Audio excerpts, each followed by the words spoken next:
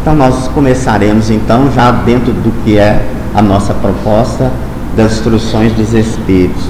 Irmã Rosália, ela viveu, ela nasceu em 1785 e morreu em 1856, desencarnou em 1856. 4 anos depois, ela se manifesta através da mediunidade, né, e vem instruir sobre esse tema, caridade material e caridade moral. Irmã Rosália, hoje ela é beatificada pela Igreja Católica, né? Ainda não virou santa, mas em função da sua grande ação benemérita que ela fez nas periferias de Paris. Vejamos então o que ela nos fala. Aí já está literalmente o que está aqui contido no Evangelho, no capítulo 13, item 9. Ela começa então dizendo o seguinte: amemo-nos uns aos outros e façamos aos outros o que queríamos que nos fosse feito. Toda religião, toda moral se encerram nestes 2 preceitos. Se eles fossem seguidos no mundo, todos seriam perfeitos, não haveria ódio nem ressentimento. E ela continua: direi mais ainda, não haveria pobreza, porque do supérfluo da mesa de cada rico, quantos pobres seriam alimentados? E assim não mais se veriam nos bairros sombrios em que vivi, na minha última encarnação, pobres mulheres arrastando consigo miseráveis crianças necessitadas de tudo. Ela aqui realça a caridade material. Em primeiro lugar, é aquilo que nós tínhamos falado antes. Tem irmãos necessitados no caminho, vamos alimentá-los, vamos abastecer esses nossos irmãos infelizes do alimento, do vestuário e até mesmo, por que não, do abrigo. E aí ela direciona o seu posicionamento aos ricos. E ela diz: ricos, pensai um pouco em tudo isso,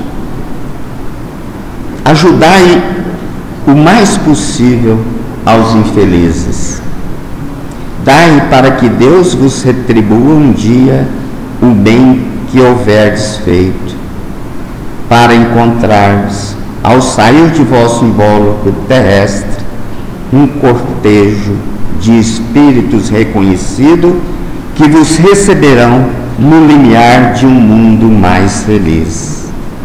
E ela complementa dizendo: se pudesseis saber a alegria que provei ao encontrar no além aqueles a quem beneficiei na minha última vida terrena, nós deveríamos pensar seriamente nestas palavras de irmã Rosália. E ela vai continuando a sua instrução: amai, pois, ao vosso próximo, amai-o como a vós mesmos, pois já sabeis agora que o desgraçado que repelis talvez seja um irmão, um pai, um amigo que afastais para longe. E então, qual não será o vosso desespero ao reconhecê-lo depois no mundo dos espíritos?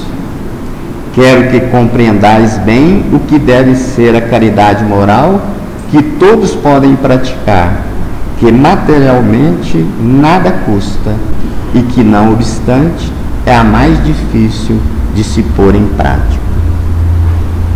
E ela continua: a caridade moral consiste em vos suportardes uns aos outros o que menos fazeis neste mundo inferior em que estáis momentaneamente encarnados. Há um grande mérito, acreditai, em saber calar para que o outro mais tolo possa falar. Isso é também uma forma de caridade. Às vezes, irmãos fazem algumas colocações que nos desagrada e aí automaticamente queremos dar o revide ou sentimos magoado. Mas a caridade moral está em saber calar,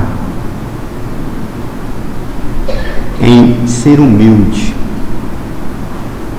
em entender que aquele irmão ele está desequilibrado. E a gente sabe que muitas desavenças, muitas brigas acontecem quando nós não temos o hábito de calar. Não é covardia, é o espírito de grandeza. Deixe que fale, deixe que critique, não nos vai tirar nada, pelo contrário. Jesus sempre disse, né, que aquele que se abaixa, lá no céu será elevado. E ela vai então continuando, né?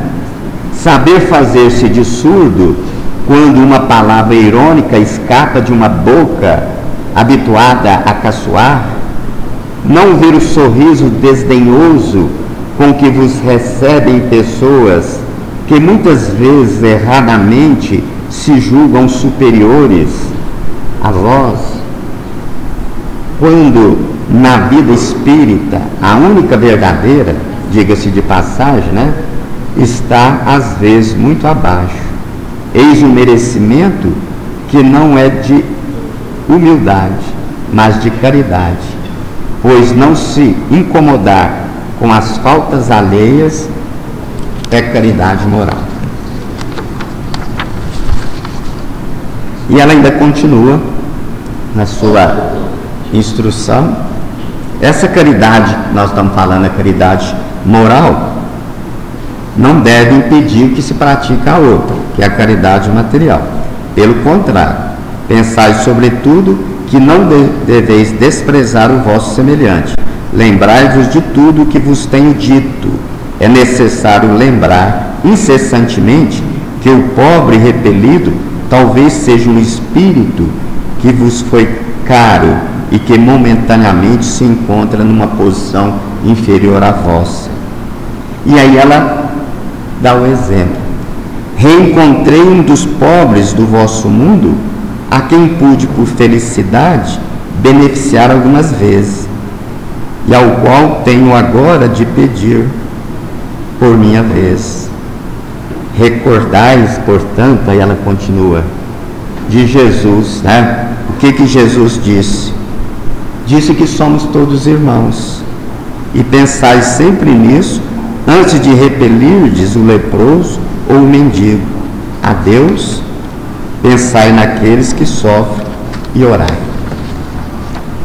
Então, meus amigos, essa é a instrução da irmã Rosália. Acho que está bem claro aquilo que ela nos coloca da necessidade de se fazer a caridade moral, muito mais importante que a material, mas ambas são importantes. E aí eu gostaria de contar uma historinha